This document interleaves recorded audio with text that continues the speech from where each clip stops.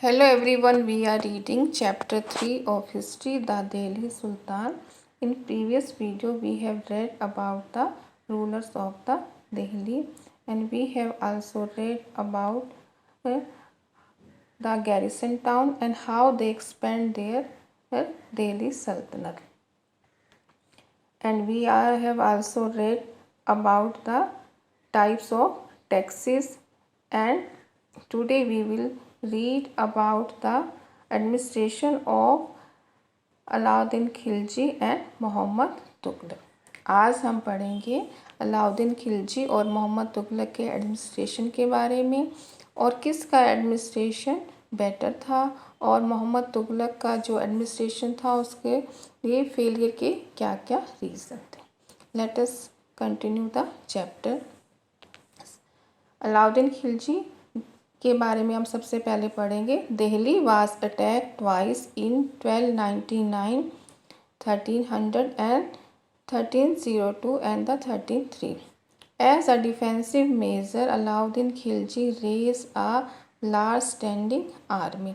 दिल्ली पर अलाउद्दीन खिलजी के जो शासनकाल में दो बार अटैक हुआ, 1299 से 1300 और 1302 से 1303 तक, और डिफेंसिव इसलिए सुरक्षा के तौर पर उसने अपना बचाव करते हुए अलाउद्दीन खिलजी ने एक बड़ी आर्मी को बनाया, एक बड़ी सेना बनाई।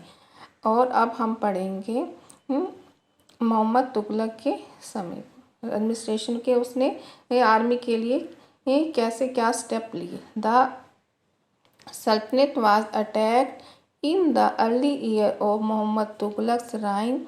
The Mongol army was defeated. Muhammad Tughlaq was confident about the strength of his army and his resources to plan an attack on Oxenia. He therefore raised a large standing army. और जो सल्तनत पर भी जो शुरू के years में जो मोहम्मद तुगलक के शासनकाल में अटैक हुआ और मंगोल आर्मी को हराया गया, और मोहम्मद जो तुगलक था वो कॉन्फिडेंट था अपनी आर्मी की स्ट्रेंथ के बारे में, उसको मालूम था कि अपनी आर्मी की सेना की ताकत के बारे में उसे मालूम था, और इसलिए उसने ट्रांसऑक्सिनिया पर हमला करने की योजना बनाई और उसने भी एक बड़ी आर्मी खड़ी की। अब गैरिसन टाउन के बारे में हम अब रीड करेंगे कि अलाउद्दीन खिलजी की क्या पॉलिसी थी। Alauddin constructed a new garrison town named Siri for his soldier. और अलाउद्दीन ने एक नया गैरिसन टाउन बनाया। Garrison town a fortified settlement for soldier, जो कि सीरी में था अपने सैनिकों के लिए। अब मोहम्मद तुगलक ने rather than constructing a new garrison town the oldest of the four city of Delhi, Delhi Yakuna was emptied of its residents and the soldier garrisoned there. The residents of the old city sent to the new capital of Daulatabad in south. अब अलाउद्दीन खिलजी ने garrison town एक नया बनाने की बजाय उसने जो दिल्ली की जो 4 पुराने शहर थे, दिल्ली कोन्हा को, उनमें से एक दिल्ली कोन्हा को खाली करवा लिया और वहाँ पर अपने जो सोल्जर्स को वहाँ पर उसके रहने के लिए जगह गैरिसन टाउन एक बनाया, और जो वहाँ पर रहने वाले लोग थे और उनको दौलताबाद में साउथ में भेजा गया।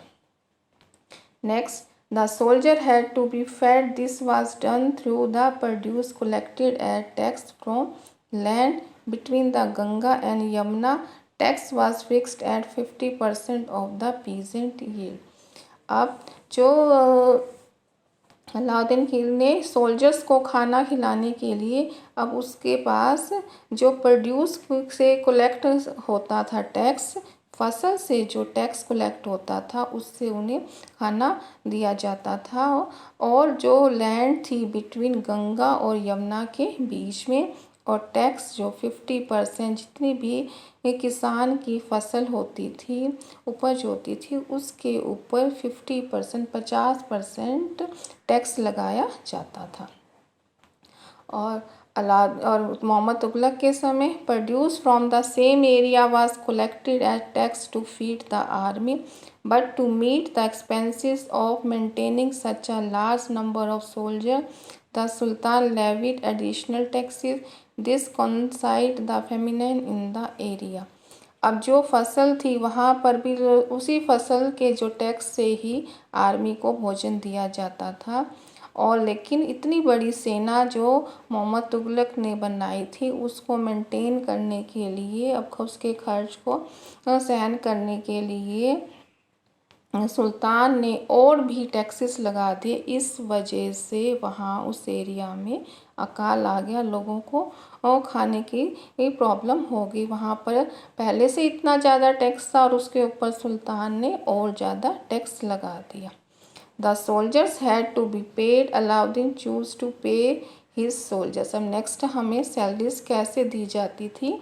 अलाउद्दीन खिलजी के समय the soldiers had to be paid. Alauddin chose to pay soldiers' salary to cash rather than iqta. The soldiers would buy their supply from merchant in Delhi, and it was thus feared that merchant would raise their prices. To stop this, Alauddin controlled the prices of goods in Delhi. Prices were carefully served by the officer, and the merchant who did not sell at the prescribed rate were punished. अब soldiers को salary देने के लिए Aladdin ने इक्ता देने की बजाय, land देने की बजाय कैश में नकद देने का डिसाइड किया।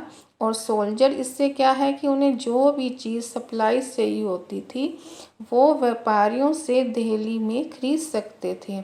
लेकिन इससे एक बात का डर था कि जो मर्चेंट हैं, व्यापारी हैं, वो कीमतों में बढ़ावा ना कर दें, कीमतें ना किन्हीं चीज़ों की बढ़ा दें। और इसके लिए अलादीन ने दिल्ली में प्राइसेस को कंट्रोल करने के लिए उसने ऑफिसर को केयरफुली उस चीज़ को सर्वे करते थे कि कहीं पर कीमतों में बढ़ावा तो नहीं आ रहा, कीमतें बढ़ तो नहीं रही।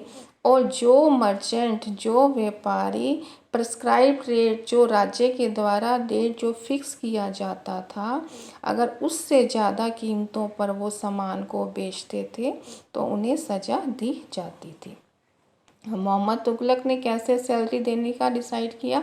Mohammad Tughlaq also paid his soldier cash salaries, but instead of controlling price he used a token currency, sometimes like present day paper currency but made of cheap metal, not gold and silver. People in the 14th century did not trust these coins. They were very smart. They saved their gold and silver coins and paid all the taxes to the state with the token currency. This cheap currency could also be counterfeited easily. Mohammad Tughlaq ने भी अपनी salary जो soldiers को cash में paid किया, लेकिन उसने petrol prices की जो चीज़ों की कीमतों का जो कीमत थी उनको प्राइस को, उनके दाम को कंट्रोल नहीं करा। उसने एक टोकन करेंसी को यूज़ करा जो आज की डेट में हमारी जैसे एक आज के टाइम की जो करेंसी है, और लेकिन जैसे आज हम पेपर करेंसी को यूज़ करते हैं जो कागज़ से बनी हुई है। और ये करेंसी चीप मेटल, सस्ती मेटल से बनी हुई थी, सिल्वर और गोल्ड, सोने चांदी से नहीं बनी होती थी। 14th सेंचुरी में लोग इस करेंसी पर ज़्यादा विश्वास नहीं करते थे और लोग भी बहुत चुस्त चालाक थे। उन्होंने अपने जो गोल्ड और सिल्वर के जो कॉइन्स होते थे वो अपने पास रख लेते थे, और जो स्टेट को टैक्स देना होता था सल्तनत को, वो उस करेंसी से चुकाते थे। और ये सस्ती करेंसी जो आसानी से क्या है कि इसकी नकल की जा सकती थी। अब नाउ द एडमिनिस्ट्रेटिव मेजर क्या थे, सक्सेसफुल थे अलादीन के या मोहम्मद तुगलक के, इसके बारे में हम रीड करेंगे। Alauddin's administrative measure was quite successful and chronicle praise his reign for its cheap pricing and efficient supplies of good in the market. He successfully withstood with the threat of Mongol invasion. Alauddin ने जो administrative जो measures थे वो बहुत ही successful थे और Chronicle इतिहासकार उसके राज्य की शासनकाल में की प्रशंसा करते हैं कि अपने उस वक्त सस्ती कीमत की वजह से और एफिशिएंट सप्लाई और मार्केट में चीज़ों की सप्लाई बहुत अच्छे से होती थी और उसने मंगोलों के आक्रमण का भी अच्छे से सामना करा, डट कर सामना करा। और मोहम्मद तुगलक का एडमिनिस्ट्रेटिव मेजर क्या था, एक फेलियर था, वो अपने इतना सक्सेसफुल उसका एडमिनिस्ट्रेटिव नहीं था। His campaign into Kashmir was a disaster. He then gave up his plan to invent Saxonia and disband his large army. Meanwhile, his administrative measures created complications. The shifting of Daulatabad was resented. The raising of taxes and famine to Ganga-Yamuna belt led to widespread rebellion, and finally token currency had to be recalled. Mohammad Tughlaq का जो administration था वो एक failure ही था, क्योंकि उसने जो ऑक्सनिया पर जो प्लान करना था उसने इरादा वो भी छोड़ दिया, अपनी जो बड़ी आर्मी थी उसको भी हटा दिया और जो उसके जो पीपल जो दौलताबाद में सेट भेजे गए थे इस वजह से भी लोग उससे नाराज़ थे और टैक्सेस बढ़ गए थे। टैक्सेस के बाद साथ कि और राज्य में जब अकाल आ गया लोग भूख से मरने लगे और यहाँ पर गंगा यमुना की जो उस एरिया में एक विद्रोह सा पैदा हो गया और अंत में उसने टोकन जो करेंसी को दोबारा से उसमें वापस उसे लाया गया। मीन्स क्रॉनिकल के अकॉर्डिंग अलादीन का एडमिनिस्ट्रेशन जो था वो ज़्यादा सही था। In the list of Muhammad Tughlaq's failure, we sometimes forget that for the first time in the history of the Sultanate, a Delhi Sultan planned a campaign to capture Mongol territory. Unlike Aladdin's defensive measure or Muhammad Tughlaq measures were conceived as a military offensive against the Mongols. और मोहम्मद तुगलक के अगर failure के साथ साथ लेकिन हमें ये नहीं भूलना चाहिए सल्तनत में एक मोहम्मद तुगलक थे जिन्होंने प्लान करा मंगोल टेरिटरी को कंट्रोल करने का प्लान करा और अलादीन के डिफेंसिव मेजर, जब डिफेंसिव होता है कि जब हम किसी से हम बचाव करते हैं, लेकिन मोहम्मद तुगलक के मेजर थे कि खुद ही उस पर वो किसी पर खुद अटैक करना और उसका क्या थे मेजर, वो ऑफेंसिव मेजर थे मंगोल्स के against. The Sultanate, next topic is Sultanate in the 15th and the 16th century. Take a look at table 1 again. You will notice that after the Tughlaq, the Sayyid and the Lodi dynasty ruled from Delhi and Agra until 1526. By then, the Jaunpur, Bengal, Malwa, Gujarat, Rajasthan and the entire South India had independent ruler who established the flourished state and prosperous capital. This was also the period which saw the emergence of new ruling group like the Afghan and Rajput. और आपने देखा होगा कि तुगलक, सैयद और Lodhi dynasty जिन्होंने दिल्ली और आगरा पर rule करा 1526 तक और तब तक जौनपुर, बंगाल, मालवा, गुजरात, राजस्थान और लगभग साउथ इंडिया में इंडिपेंडेंट रूलर्स थे, वो अपना राज्य खुद चलाते थे। Who establish flourish state and the prosperous capital, और जिनका राज्य फ्लरिश कर रहा था, अच्छे से बढ़ रहा था और उनकी जो राजधानियाँ थी वो भी काफ़ी समृद्ध थी। और इस पीरियड में को जो नए ग्रुप एस्टेब्लिश हुए वो थे अफगान और Rajput. Some of the state established in this period were small but powerful and extremely well administrated. Sher Shah Suri started his career as a manager of a small territory for his uncle in Bihar and eventually challenged the defeated the Mughal Empire Humayun. लेकिन कुछ ऐसे state भी जो काफ़ी powerful थे और अच्छे से चलाए जा रहे थे, एडमिनिस्ट्रेशन वहाँ का बहुत अच्छा था।